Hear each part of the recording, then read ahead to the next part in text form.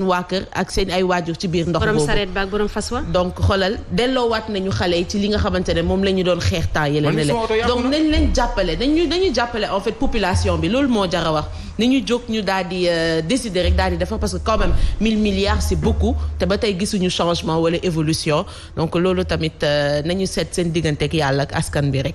Aïcha mi ngi noonu kon Antoine Diome on reste toujours dans sa visite en banlieue Baye Assane Seck pour terminer ci ponk boobule. xanaa man dama koy masawu. waaw li ko dal metti na moom. waaw dama koy masawu moom ak le maire et une précision de taille. il faut que population Sénégal yëpp xam ne. mbiru assainissement ak inondation maire bi defu si dara. du si yoonam newu ci. dëgg yàlla ak luñ ko mënti yekk ak luñ ko mënti wax. assainissement dafa am ka yore. nguuru Sénégal moo ko yore. ci lépp nag ci doom ci région yeeg fépp ci Sénégal bu tëddee nii nag sa waay léegi ñu wax benn affaire. bismillah. fi mu nekk nii est-ce que xam nga lan la nit ñi nguur gi di ñaan. day ñaan mu bañ a xiinde. nii ba xiinee rek nguuru Sénégal bi tey ba xiinee rek day am problème parce que c'est compliqué. Asma war nañ la sànq ci journal bi fii ci Sen TV waa ji jéeme inondation laa ko tuddee Idrissa tu as vu l'eau dara changé wul et j'ai suivi l'info il dit c'est-à-dire que malgré lancé nañu plan Orsec malgré ministre bi dem na fa démb ba tey ba sànq amul lu changé ci. mais est-ce qu'il ne faut pas le temps pour que justement que ça puisse se faire. Est-ce qu'il ne faut pas le temps sur le plan administratif ils sont là ils font des réunions à n'en finir. C'est une urgence alors que ñële dañuy yàkkamti. très bien pas ça dafa mel ni am na sénégalais yuy laaj ñu ne. est-ce que plan Orsec bi à chaque fois ñoom est-ce que du ñoo ko tey di xaar mbënn mi toll fii pour ñu ne plan Orsec bi dañ koy génne d'urgence. plan Orsec nag dafa am luñ ci wax. waaw léegi nee nañu. est-ce que du utum xaalis indirect. moom la ñu bëri wax. ñu bëri loolu la ñuy laaj est-ce que loolu dëgg la. c'est des marchés c'est des loolu la nit ñi wax bu ñu kenn wax ñoo ko wax dañ ne. nit ñi ñoo koy xalaat ñooy ruumandaat ne plan Orsec daaw on se rappelle 10 milliards la woon beneen 3 milliards. mooy 3 milliards yi ñu waxoon fa soxna Fall ne dañ koy yónnee yaa nga fàttaliku bi ñu fii discuter nañ ko fii. waaw bi ñu naan dañuy yónnee nit ñi Orange Money xaw ma la ca des. déjà Orange Money vous leur rendez un super service en faisant ce transfert là. il faut le faire oui maanaam léegi Orange Money ñan la c'est Orange. Orange c'est qui am na ñoo xam ne dañoo nekk ci nguur gi nekk ay actionnaires Orange. donc ça revient vers vous. benn conflit d'intérêt bu am ci ni ñuy gérer Sénégal léegi loolu la question mooy ñi koy def tey mooy ñi ko doon kaas démb ñi koy kaasaat tey mooy ñi fi nekkoon démb en partie doon ko def plus ou moins xasma li dal Sénégal moo metti tant que nag le principal responsable n'accepte pas lui que moom mooy principal responsable bi le président Macky Sall mais ce sera toujours nii bu paree après benn Antoine Diome dem ñu yuuxu ko keneen dem ñu yuuxu ko ainsi de suite et c'est malheureux. mais bu ko accepté tam na ko jëfee man affaire acceptation ak mooy responsable ak du responsable. état d'âme loolu à mon avis man loolu du njariñ li mooy jafe-jafe dafa am urgence dafa am nanu xool nan lañ ci génnee askan wi ci guuta googu ñu nekk bu ñu ko mënul génnee ñu wàññi ko beneen problème bi mooy tam ñun am nañ ci responsabilité fu nu jot sànni mbali fu nu jot tuur te kenn du wax bu ñu jógee ni état bu deful lu ko war tam ñun am na partie boo xam ne defuñu lu ñu war ñun tamit te dañoo war a changer am beneen doxalin ci biir réew mi ndax ci lañ bokk. naa la wax benn affaire tant que nguuru Sénégal gii fi ne bi nguur bii laa la wax ni ma def sama nopp nii tant que ci seen nopp ñu ngi dégg ñun ñu naan leen oui les responsabilités sont partagées. Aucune responsabilité n'est partagée ici. D'accord ma man. benn responsabilité moo am mooy nguur bi nekk Sénégal est-ce que xam ngeen lan mooy 1 milliard.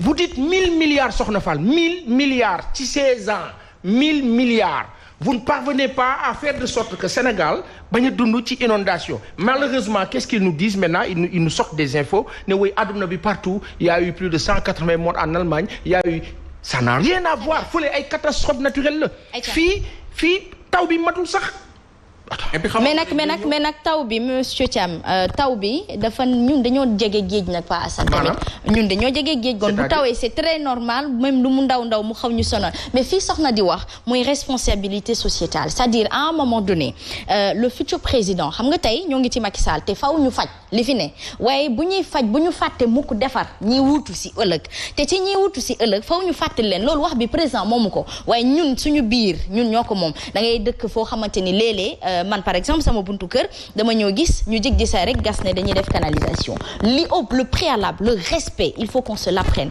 et que ku fëggoon sa bunt ne la kat ci bés sangam dañu war a ñëw gas sangam nii nga prévoir kenn xamul ndax da ngay am ay gan loolu ci savoir vivre la bokk te loolu bokk na ci li xaw manqué waaw bokk na ci li xaw manqué loo xamante ni moom moo di suñu askan parce que avant d'arriver en haut tey ji paasan bu askan bi defee benn bloc xam nga bu ñu fi bëggee jël Macky Sall dañ ko fi jëli kon bu ñu defee bloc bëgg defar Sénégal tamit dinañ koy defar du dëgg léegi nag loolu wax boobu je te comprends président Macky Sall moomu ko waru ko dégg warul basé ci wax boobu ngir def li nga xamante ni mooy li ko war mais askan wi tamit ñoom war nañ xam ne ni ils doivent mouiller le maillot en revoyant justement suñu ay comportement yi nga xamante chaque jour madame Cissé def fi chaque jour mu def fi li nga xamante moom moo di savoir vivre te mu relater fi ay faits d'indiscipline yoo xamante ni ñun ñoo koy def mën na ma laa tontu waaw ci lu simple lu basique lu élémentaire lu soxlawul sax xalaat Aïcha kan moo la joxe kàddu fii ci plateau bi. man mii la Ngom.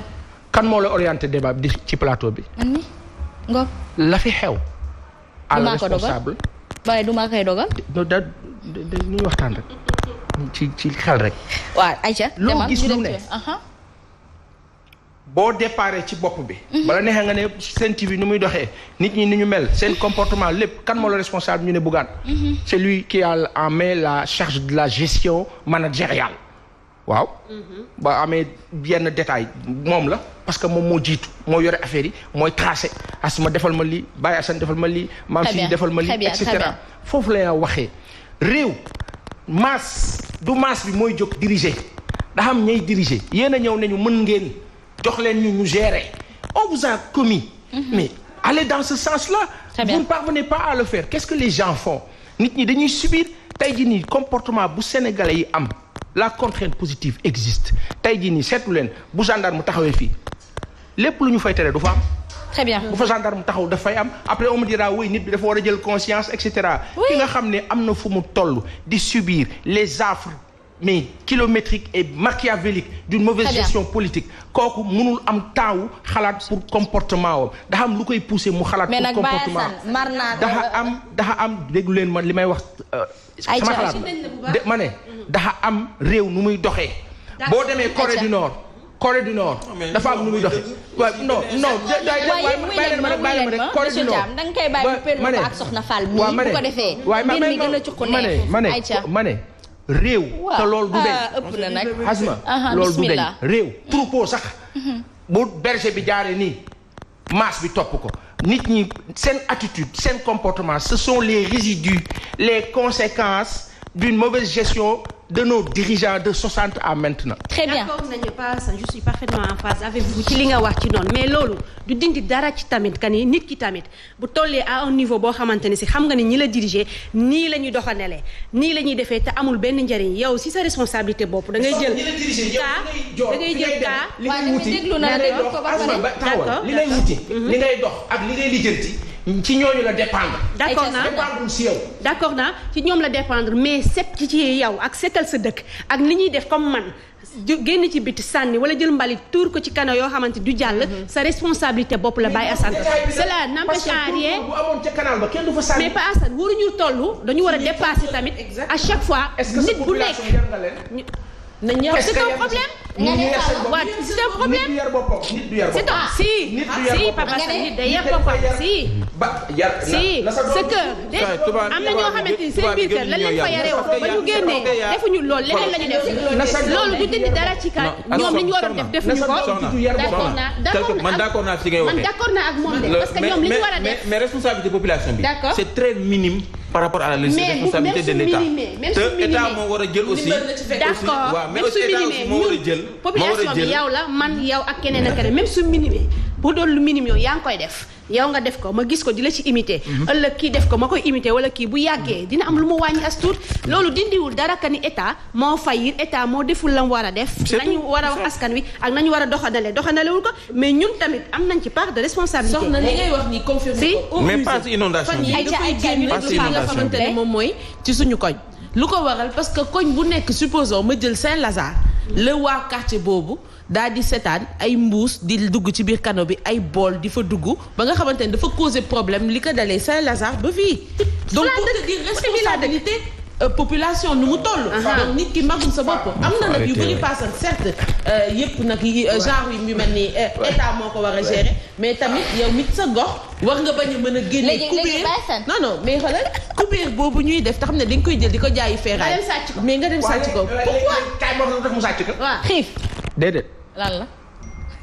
man damaa dëkk Sénégal. waaw. nekk sénégalais. ok. nekk ci koñ bi. waa ji daan toog ak man ci banc bi. di xuloo rek mel ni paasan. waaw ma ci cal li muy def du kii xëy yàlla ubbi bunt muy politique te ànd ak asma ci parti bi la ne ñuy dem di ñëw jékki-jékki asma jël ko jàppale ko mu dugg. vie am commencé changer. maa ngi moo bokk koñ bi de. kooku ban influence la war a am ci quartier bi. influence bu nekkee ci niveau de décision fexe ba koñ bi baax du dëgg parce que bokk na ci nguur gi léegi waaw léegi nguur gi asma léegi nguuru Sénégal yow nga bokk ci da ngay influencer décision positive vis-à-vis de sa koñ vis-à-vis de sa localité et cetera. Très bien. loolu du am. mais loolu du raison sax du raison man foofu dama jàpp ne du raison. du raison pour kooku ñëw di jël lu tax oui ma influence bi du am xam nga lu tax. mais je pense pas que ce soit une raison. influence bi du am. parce que dafa am ci fu mu dépendre. te fa mu dépendre. kooku ŋànk décision bi. ñun nous avons un régime présidentialiste. où toutes les décisions sont centralisées par quelqu'un qui décide fu ñuy jaar ak fu ñu dul jaar léegi tey ñun. ma dëkk ci koñ bi li Fama wax. Fama man taluma di lijjanti canal bi parce que aw ma lu ma lekk aw ma lu ma naan sama garab mënu ma ko jënd. sama non déglu ma rek. sama doom am na fu mu toll ci situation. la masse bu dee ñi ci ëpp loolu li ñuy dund ñooñu du ñu lijjanti canal soxna Fama. mais bu fa sànni mbalit même soo ko lijjantiwul. soxna curé nañ affaire yi depuis opération pré voilà du problème canal parce que opération pré-hivernale bi tax nañu curé ci kanu yépp mais teewul inondation am na problème bi mooy il faut ndox mi dem. ayca problème bi lii problème mu ndox la on parle.